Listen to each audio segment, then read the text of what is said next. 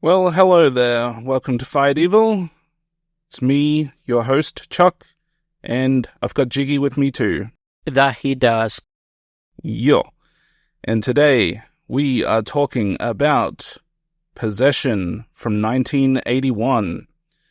And to help you understand what this movie's all about, Jiggy can explain because I can't explain this shit. I was going to say, I may not be the guy to come to either.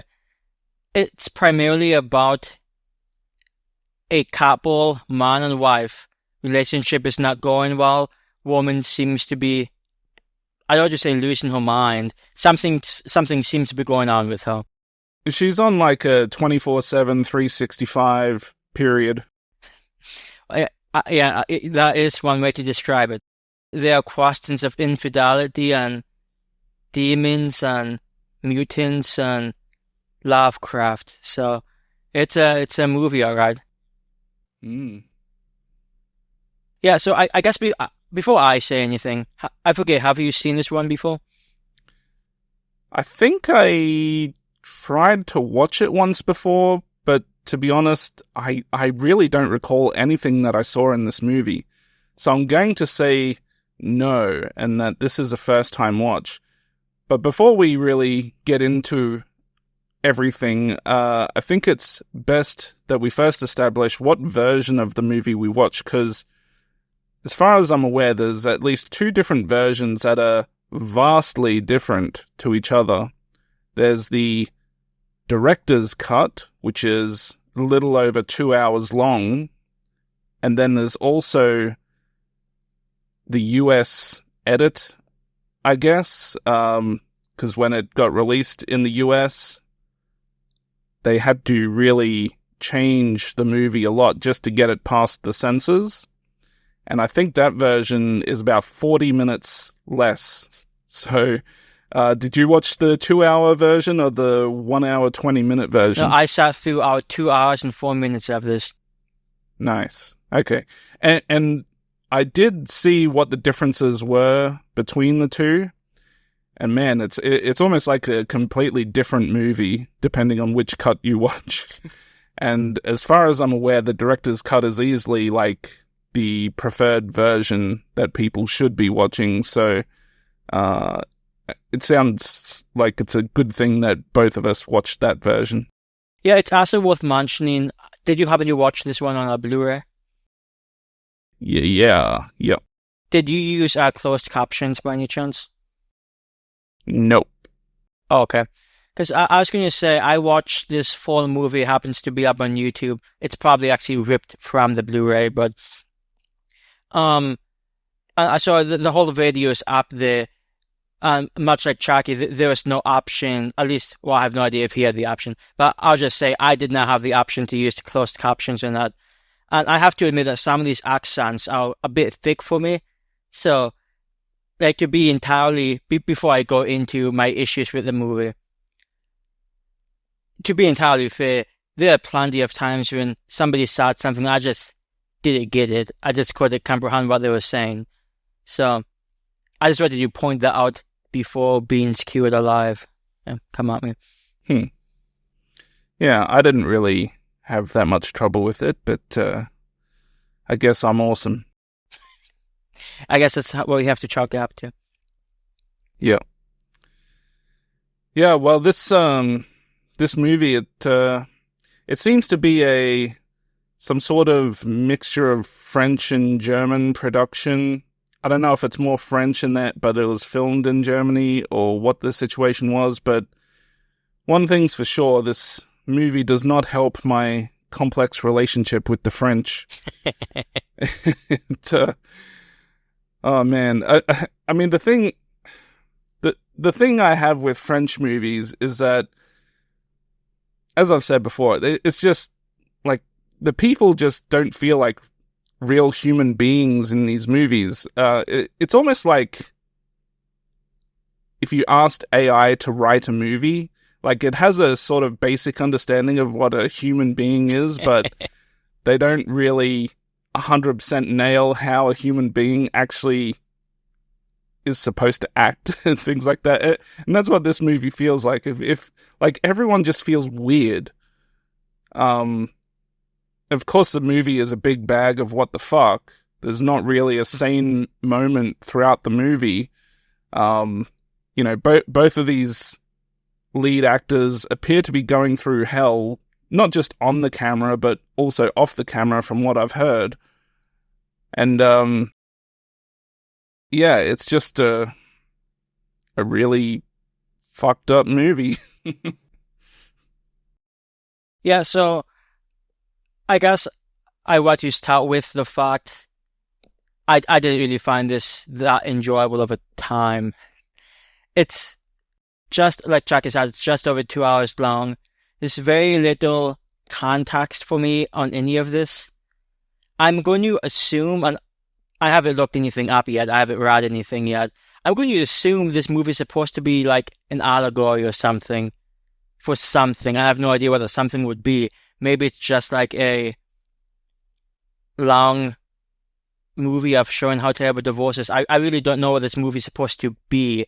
All I know is that I was actually reminded a little bit of Only God Forgives, which we talked about a long time ago, which is a movie that I just didn't get. Maybe it means something. Chucky seems to think it does. But maybe it means something. I just didn't get it. And Possession's the exact same thing. Like, this movie is a 7.3.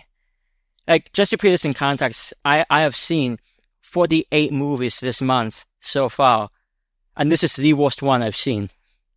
So, yeah, and I'm not saying this movie's not a good movie. Certainly, and it has a 7.3. Certainly a lot of people enjoy it, or they take something from it. I'm just speaking personally. I found it difficult to get through. There's some interesting ideas. Like, I'm not saying there isn't a good movie in the material. There might be.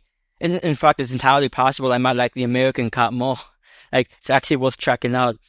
But this movie just wasn't for me. I'm not sure if anyone out there has seen Eraserheart. It's a 1977 David Lynch movie. It's a very stylistic.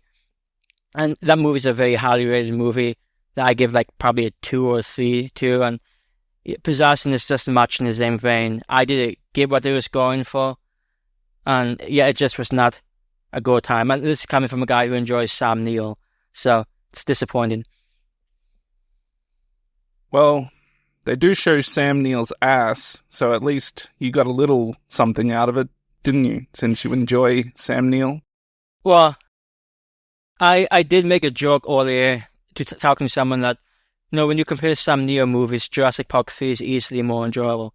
And I'm not wrong either, but I'm not sure a somewhat nude Sam Neill makes up for everything else. Admittedly, I did like, this is a very unimportant in the scheme of things. It's a small thing. But there was a scene in which this main character, Sam Neill's character, goes to a private detective agency. And apparently one of these private detectives, actually I guess 2 of them, seemed like they were a gay couple. So it's a random nice little touch they threw in. So I did appreciate that. So hey, I did get something out of it, I guess. Well, yeah, in terms of enjoying the movie, I honestly can't tell you if I liked it or not. This is one of those movies that's just so conflicting. Yeah, I don't know. I don't feel the urge to watch it again anytime soon, so maybe that indicates it's not a movie that I enjoyed that much. But I see that there is still something to it. So I don't know. One thing I did like is the music in the movie, but really, at least in the director's cut, you really only get the music at the beginning of the film and pretty much towards the end of the film. And there's not much throughout. I believe in the US edited version, they do add some more to it. I think they try and make it a little more like The Omen or something like that. But yeah, I like the music. There's just not enough of it played throughout the movie. in the movie, there is a scene where Sam Neill is, like, destroying a restaurant. Like, he's going off at his wife, chasing her throughout the restaurant, throwing chairs. And then all these people come out to kind of stop him. Even the chefs come out, and they tackle him like they're in the NFL or some shit. That was pretty impressive. You know, I don't know what the hell they're making, some croutons or some shit. And they come out and fucking, yeah, deck him like he's a quarterback or something. Yeah, I think there's already one or two guys there. So they could just, like, sat back and not damage, though, like, I guess, not damage themselves. So I guess those guys are just dedicated to their job. And speaking of fighting, that fight scene with that Heinrich guy, that that must be the most awkward fight scene I've ever seen. What the hell is that dude's problem? I'm not, if you're talking about Heinrich, I actually sort of alludes to what you said earlier. These people don't really feel like people. Like, I'm not sure what Heinrich was, but then again, I'm not sure what anyone was.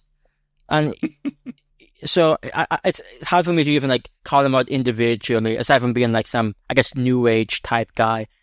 I couldn't really get a gist of how to nail down his beliefs, and I suspect some guy like that you probably couldn't. So, hey, at least he probably would have been interesting to talk to. Yeah, well, I guess speaking of more just odd shit that happens throughout the movie, you know, there's like this crackhead stealing a banana. Or, wow, he might not be a crackhead. At the very least, he looks homeless, but I don't know. I don't really get much of anything that was going on throughout this movie. So, yeah, I just want to give an example or two. So early on in this movie, I don't even remember what Sam Neill's character was called, Mike, something. But Sam Neill was, I guess, debriefing. It wasn't entirely clear to me what his job was, to be honest. Supposedly he's a spy. That's what I read somewhere, but I didn't really pick it up in the movie. Yeah, I was going to say, I mean, it's probably true, I mean, but I just didn't see that. I mean, it makes sense though. So debriefing works. And he mentioned something about one of the subjects having, I think it was, pink socks? I think that's the right color. Then at the very end of this movie, we see a guy with pink socks, and that probably means something, but I'm not the guy to tell you what that means. And if you're expecting this movie to tell you, boy, you're in a bad place, hombre. This movie's not particularly big on providing answers. It just more is interested in asking questions. And sometimes it can be an interesting idea, but certainly, like I said earlier, this is a very well-received movie. But yeah, it's just not my type of thing. I'm not going to go as far as to say it feels pretentious, because I imagine this movie actually might be okay to rewatch once you read some things. There's probably some online theories of what this metaphor means, and maybe it's about the Cold War something. I have no idea. But I imagine it would be okay rewatching if you had the proper context. But going into this knowing nothing about, because this director is actually really well known. I'm not going to try to pronounce his name. But he's a very well-known director. But if you go into something like this not knowing, like, I just assumed there's going to be an Exorcist-like movie. Like, it's called Possession. I thought it's just going to be a fucking Possession movie. So I come into this and I have no idea what the hell is going on. And yeah, it's just, it's good times. Yeah. Well, they do have a son in the movie. You think he's going to grow up normal? I'll be honest. I'm going to say no. I can't even remember if spoilers, did the son die? I don't know. The kid's got this fetish with fucking holding his breath underwater or something. I don't know. All we see is that he goes into the bathtub and decides, yeah, I'm going to go submerge myself for a long-ass time. We have no idea if he's committing suicide or what the fuck is going on. It's like the end of Titanic. Did Rose die or not? It's going to be an eternal controversy. Yeah, I mean, obviously, like Chucky says, we don't actually know. But I mean, that kid was sort of annoying. But at the same time, it's not his fault. I'll be honest, he actually might be the most human character in this movie. He seemed like just a decently normal kid. So I guess props to him. Yeah. Now, given the time that this one was made, I guess it's no surprise that it made it onto the Video Nasty list. And generally, the movies on that list, they're not like, you watch them today and you're kind of like, it's, you know, it's nothing in comparison to some of the movies they've been putting out as of recent. But, yeah, like I said, no surprise that it's on there. Yeah, I do think that scene toward the end, when Sam Neill happens to be walking by his wife engaged in, shall we say, questionably pleasurable activities, I can imagine that scene alone would have gotten this movie thrown on any number of lists.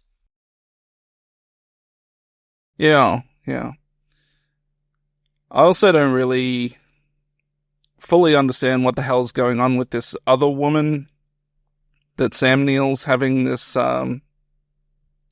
secondary relationship with. Yeah, the one with the broken leg or something, leg in the cast. Oh no, the teacher. The teacher, yeah. Yeah, I don't get it either, but I mean, that can't possibly be a surprise. I mean, really, just to sum up this movie, I guess if you just want to put it into just a few words, the best I can do is say, bitches be crazy. Yeah, she was just a woman, and to be fair, her performance in this movie is, I mean, she's playing a character I don't remotely understand, and she's acting crazy and illogical, but her performance is really good. Isabelle Adjani, who I have no idea if she's a particularly big actress, but I do know her performance in this movie is quite good, despite me not much caring for the movie. In fact, I would say her performance is probably better than Sam Neill's, but that's because I even have less understanding of Sam Neill's character. It's hard for me to, well, how do I phrase this? When I don't enjoy a movie, like, it doesn't really matter if it's supposed to be like some high concept deep movie. Like, if this potential that the movie had and it couldn't reach, it's not my fault did it get there. And suddenly possessing some movie that a lot of people appreciate, and it's possible it's a movie I might appreciate in the future. Like I said, I'm not against seeing it again with the proper context, but I just know I didn't have the proper context this time around. So yeah, it just comes down to I just did not have much of an enjoyable time with this, and it was not for me. Yeah. That's all I can say. Yeah, well, to reiterate what I said before, I have no idea if I like this movie or not. All I know is that I'm not clamoring to see it again anytime soon. But like I said, there's something to it. Like, I guess you could say it's somewhat unique. Of course, we've seen other movies where things are just like, what the fuck is going on? But, if you ask me to point out another movie that's exactly similar to this one, I probably can't do it. So I guess, in that sense, okay, there's something to it, and I can see why people may enjoy this. But it's still not entirely my type of movie. Yeah, it's not something I would call particularly accessible. Like, I just think the average horror fan's going to... And this movie may not necessarily even be aimed at horror fans. I mean, it partially is, but this movie obviously has a lot more to it than that. So, yeah, I just think the average Nightmare on Elm Street guy is going to come to this and say, hey, great time, bruh. Yeah.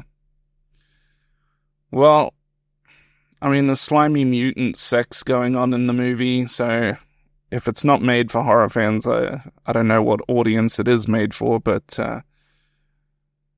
maybe all the chicks the ones that like all the chick flicks, maybe they'll get a kick out of it. I don't know. Being swooned by, I don't even know what you want to call it. At times it kind of looks like snakes, and then it's like tentacles or something. I don't know. Yeah, I have so many questions about what was actually going on that it's just not worth getting into. Because I guess maybe you caught this. Where did that entity and this woman even meet? How did that happen? I didn't even catch that. So yeah, there's just so much that's not clear to me, and it just does not do it. Didn't that sometime when she was doing that scene where she had like it was partially blood and then whatever else she was oozing out of her body, she was having some sort of miscarriage? Yeah, which I guess to me implies that the thing that she's miscarrying is like the child of that entity that she was with at the end. Which that's how I took it. Yeah, your guess is as good as mine, I guess. Anyways, if anyone else out there really wants to explain this movie much better than what we've attempted to, feel free. We'd like to know what the fuck is going on in this thing. Okay, well there you have it. Possession 1981, aka Bitches Be Crazy. It's a beautiful alternate title.